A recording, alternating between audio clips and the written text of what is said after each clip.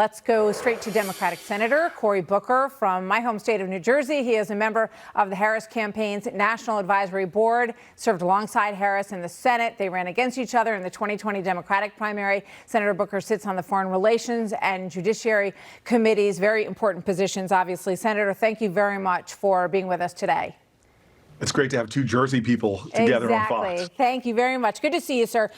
So do those stances that you heard in the introduction on lowering funding for ICE, on even funding transgender surgery, gender surgery for people who have come into the country illegally or for prisoners, do those stances seem too extreme to you and for the American people?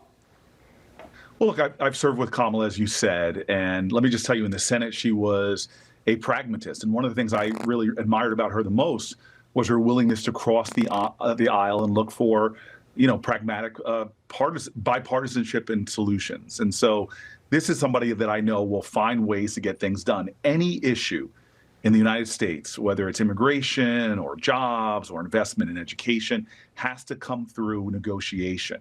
And she's somebody that's going to make sure that we as a country stop this awful, really toxic kind of tribalism and get back to the middle and govern in a way where we can bring people together to do big things as a country. So is she going to explain tonight? All she said on this matter is that her values haven't changed, but clearly her take on the issues has changed very dramatically. She's now saying she's for the border bill, which includes finishing the border wall. Is she for finishing the border wall?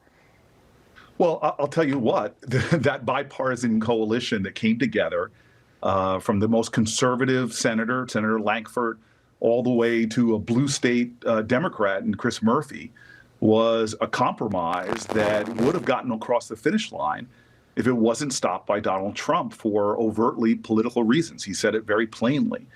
Again, this is not about winning right or left. This is about solving problems. And here you had both sides coming together, coming up with a bill, again, that a lot of people had things they were dissatisfied, but knew it would solve the problems. She endorsed it. Donald Trump sabotaged it. Yeah, I think it's a fair criticism, and we should hear more about it tonight. But I guess the question is, as a member, as the top member of the Biden-Harris White House, they then signed an executive order in June. So if she was so frustrated about what was happening at the border and the 8 million people that crossed under this administration, why didn't she had his ear, particularly on the border issue, Senator. Why didn't she push this a long time ago before cities and schools and hospitals got overrun with millions of people who crossed the border? Well, again, I think it's extraordinary that we saw a bipartisan deal come together and get sabotaged. But I really respect the Biden and Harris administration for then moving on an executive order that, if you look at the last 5 months at our border, we're having record low crossings. But why didn't they do it years ago is my question. I mean, that obviously was a failure in Congress, for sure, and I understand your point on that. But she had the power to influence the president on this issue and wasn't successful if she even tried. Yeah. Again, I'm proud that the Biden-Harris team has done bold action that has produced results now. I think a lot of people are looking to Congress that ultimately have to fix this problem. And I'm glad that you said it. You said it right. We have a problem in our country right now with this fierce, extraordinary tribalism, both sides tearing each other down, not doing what Lankford and Murphy and many of us have shown the ability to do, which is find space in the middle. I know when Harris was here that that's what she did. I know that's the kind of president she will be. If a bipartisan bill comes out to deal with these border problems, she won't rip it down like Trump did. I know she will endorse it, and I'm happy that she endorsed the work. Well, Democrats have been in power for 12 of the last 16 years, and we have not seen success on that front, and presidents have had to put their own measures in place in order to deal with it. I just want to quickly squeeze in another question for you, if not two, actually.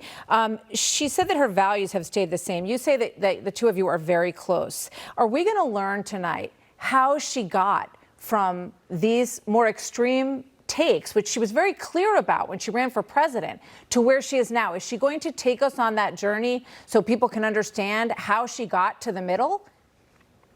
Look, I'm glad that people continue to learn and grow.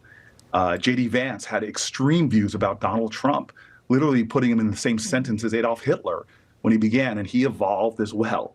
We have to stop, in my opinion, again, with talking about how people grow and really talk about where people are. Kamala Harris is going to come out tonight with an extraordinary vision for our country about bringing us together to tackle the housing crisis, bringing us together to get back reproductive rights and reproductive freedom.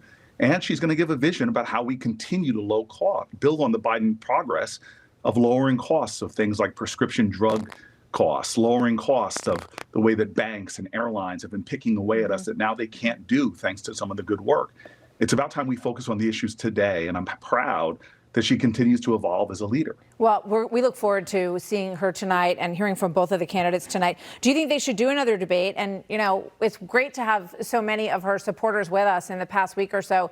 Do you recommend that she come to Fox? Because we have 28% independent viewers. And it would be a great opportunity for her to speak to the audience like you are. I hope more Democrats do. I've been absent from Fox for too many months now. I'm happy to be on here, and I hope that you will invite me back because I'd be happy to come back here. I will. We've invited you many times, so I was very happy that you accepted. I appreciate you being here. Do you think there should be another debate? People should get the opportunity for more debates.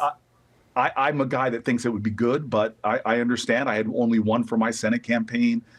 This is going to be a narrow election, and I know both candidates are going to be out there working.